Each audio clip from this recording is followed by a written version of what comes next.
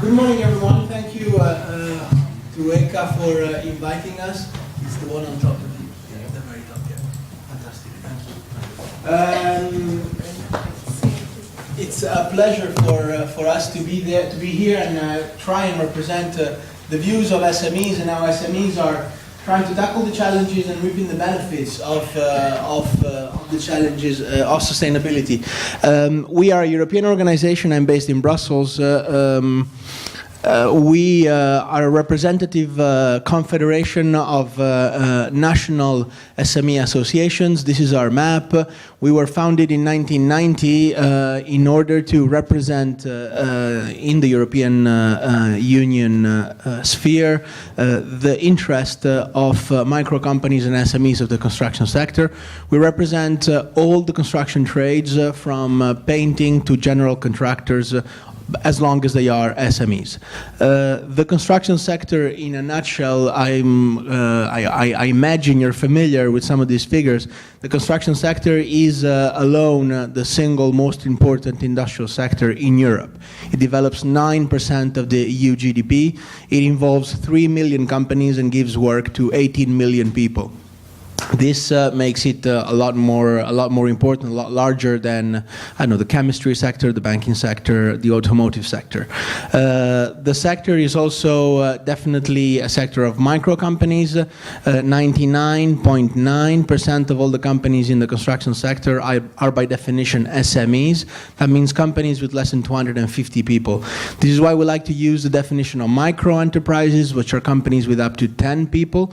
This we're still describing 92% of all the companies active in the sector. 92% of all the companies in Europe in construction have less than 10 workers. The average is quickly done. 3 million companies, 18 million workers. An average construction company in Europe has 6 workers. These SMEs are develop 80% of the construction sector output, and they employ 83% of the workforce. So they're not just many, they're very important also from a social point of view. Socially, because these companies create, maintain and develop local jobs, and we believe and we're seeing they're also a potential to decrease youth unemployment and to boost youth employment. Unfortunately, we're not yet there because 8% of the workers in construction are younger than 25, and we're certainly not yet a gender-balanced sector. I'm saying this because we at European level, we're trying to change that and change the perception of our sector as a male-dominated sector. For the moment, it definitely is. 90% of the workers are men. As I showed you, this is the visibility. 92% of the companies have less than 10 employees. 97% have less than 20 employees. In some countries, this is the legal definition of craft enterprises. This is why it's also interesting in our opinion. Circular economy for us is very wide. A circular economy at European level is probably even wider. Policy goes in all directions. This is our work. We follow the policies that the European Union tries to put forward, implement, finance. The way we do it is by representing the interest of the smaller companies, the smallest companies that will have to deal with these policies. And when we speak about circular economy, we think about at least 2 main streams of policy. One is the more energy-related policy, the energy efficiency policy that was already mentioned, and the other one is the more strictly related environmental policy, the circular economy package of last year. Both were launched as new policy processes at the end of last year, and they will be taking a lot of time of the European Parliament and Council in the next month to go forward. The policy part on waste management and environment, the circular economy package, is a bit more advanced. The energy debate is just starting in the European Parliament. We're very much involved in them, but even before being involved and making some policy messages to you, we believe that there is, we know that there is a market for sustainability. We try to put a little bit better the figures on where it is. And we start from this figure. 57% of the construction sector output is made in renovation of existing buildings. It is important, not just because it is a very important, very high figure, but because of the trend it has shown. 10 years ago, this was 12 years ago, this was 10% less. 12 years ago, sorry, we were still thinking about building a lot. I mean, you all know what happened in 2007.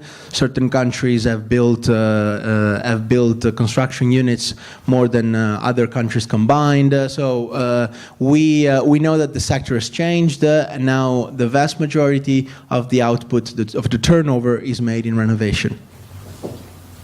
This is interesting because if 75% of the EU building stock is residential, and if we know that SMEs work in the residential market, this 57% of the construction turnover becomes the most important element for SMEs, not just large companies, actually not large company at all, but SMEs.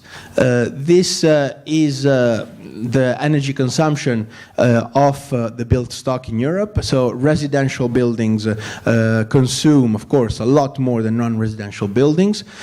Since 75% of the EU built stock, if we take square meters in Europe, is residential, and the energy consumption is in residential buildings, we know where the potential is. We understand where the potential is.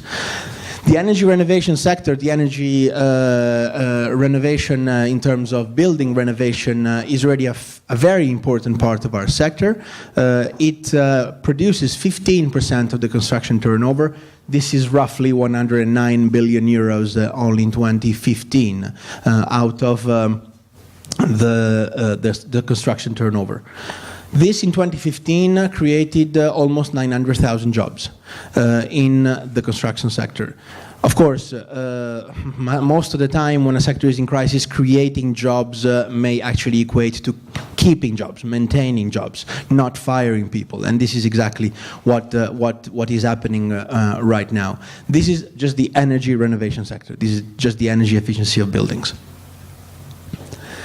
There are studies which show very clearly that any euro invested in energy efficiency of buildings create jobs.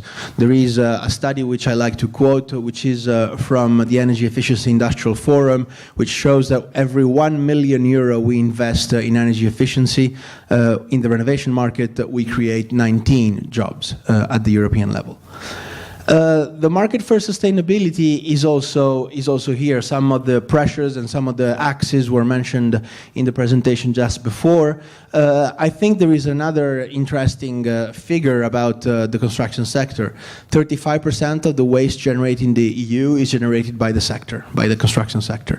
So we really have a very high responsibility in that sense as well. It's not on the slide, but of course the water use in producing construction material is also huge. That goes without saying. We need to improve these three yellow boxes. We need to improve, of course, resource efficiencies in construction and renovation. We need efficient recycling, and we need a market for secondary raw materials. After all, the circular economy in this sense means to be able to recycle the material and make them new construction products. The problem is that this needs to really be an economy. We as construction entrepreneur cannot go to a client and say, because this is circular economy, you're going to pay a lot more just because it's green. We need to make this as an economy, also make it economic sense. The clients, mainly in this residential market I was telling you, which is the market for SMEs, the client are always looking for affordable housing, more and more affordable housing, not just in the social sector, but also in the private sector. So it needs to be an economy also because for these secondary raw materials and from these secondary construction products, we as construction entrepreneurs, but also the designers and the specifiers, need to be sure of the confidence, need to have confidence on secondary products, and secondary raw materials. SMEs and sustainability, maybe just before starting about the sustainability in itself, what a sector after 10 years of crisis is looking for is for sustainable growth. Sustainable being not a growth which is created by bubbles which then burst, and then we take 6 or 7 years more to recreate a sustainable growth. So generally sustainability is a very important word for us, is very important word for our SMEs.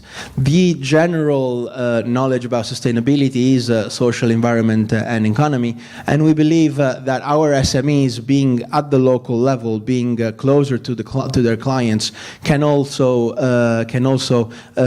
share and share this message of viable, bearable, and equitable sustainable growth. This is what we need for a sustainable growth also to work. We need skills. So we need training of small companies worker, starting from the company manager himself, him or herself. We need to develop these skills to concentrate on blue-collar workers. Sometimes the European Commission is telling us that we need to focus on training for architects and designers and surveyors. Yes, we also need that, but the real problem, the real stumbling block most of the time is on blue-collar workers, those that we employ.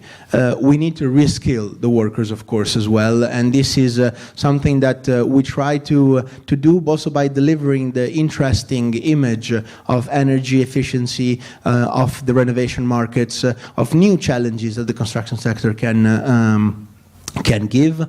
And by developing those skills, we also believe that we can sell a new image to the construction sector, also to younger generations, and also possibly to female construction workers and entrepreneurs.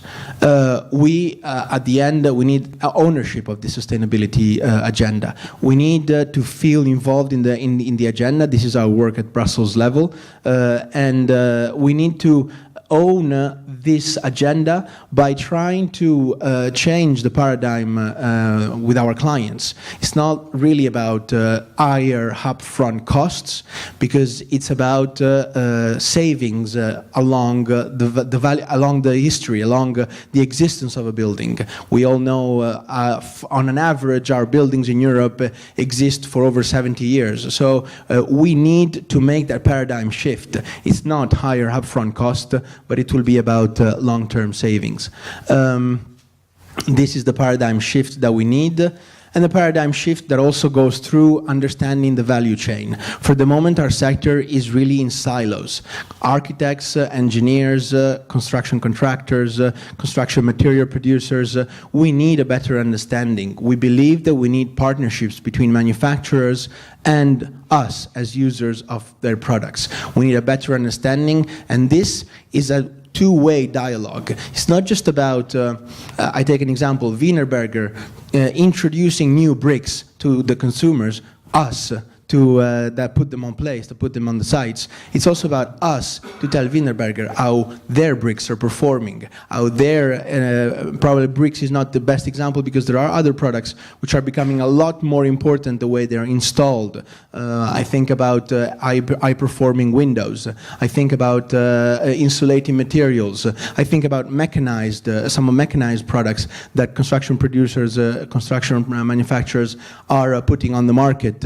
These are not just objects anymore. This is not just products anymore. So we need to be able to tell them how their products are performing, and they have a responsibility in addressing, for example, a lack of performance, or for example, a wrong installation. This dialogue has started at Brussels level. In certain countries, it has started already with an example I will show you in 1 minute. Tackling the challenges of staying competitive is, of course, the most important sustainable growth caveat that we have. And we believe that in order to do that, we need to improve the offer that we make to our clients. And that can only happen by grouping several small companies together to deliver one-stop shop solutions to the clients. And this means to group different trades of the construction sector, to put a roofer together with a carpenter and a joiner and offer one-stop shop solutions to clients. This, we believe, is important to stay competitive. Again, as I said, we need to change the idea, the paradigm shift from object to product. We are service providers to our clients. We're not just installers, or we're not just bricklayers. We need to become service providers as construction SMEs. A very quick example of long-term saving and upfront cost is the change between conventional boilers to more energy saving or even heat pumps for heating production. This is something that even the heat pump industry is criticizing us for, the fact that we're not able to tell the clients that even if there is a higher upfront cost, there are substantial energy savings to be made. The problem, and this is the way we reply, is that the dialogue is not well done, because if the heat pump division and the conventional boiler division of the same company are competing and are proposing to us sales because they need to sell conventional boilers that they made in millions of exemplars. I was talking to, and I'm sorry to quote them, but I was talking to Daikin colleagues from the heat pump division and Daikin colleagues from the conventional gas division, gas boilers division, and I was telling them, if you compete between divisions, then it's certainly not us who deserve all the criticisms. This is the way the dialogue should be working, that we don't criticize, we don't denounce each other, we try to create the market. And this is one of our most important topic at Brussels level. Last but not least, because I've taken a lot of time, the dialogue also can work between a large federation, this is our French member, the French Federation of Construction Craftsmen, and a plastic producer. Nicole produces plastic pipes, fittings, sanitaries. It's one of the largest producers in France. They have established a partnership. They have a written partnership to exactly structure that dialogue. Nicole presents products to the craftsmen tell Nicole how the products are not performing well. When they need a spare part, they have a hotline that delivers the spare part on the site just the day after. This is the sort of dialogue that we need to be establishing, and we're trying with the European Union for Plastic Converters, another trade association based in Brussels. We're trying to make other pilot cases in other countries. And again, the most important topic of this partnership is energy efficiency and the circular economy, because we need to be able to know those products also when we decommission these products, when we recycle the products, and when we make a renovation and make a demolition. This is what I wanted to tell you. I was a bit longer, but I thank you for your attention, and I hope there will be time for discussion. Thank you.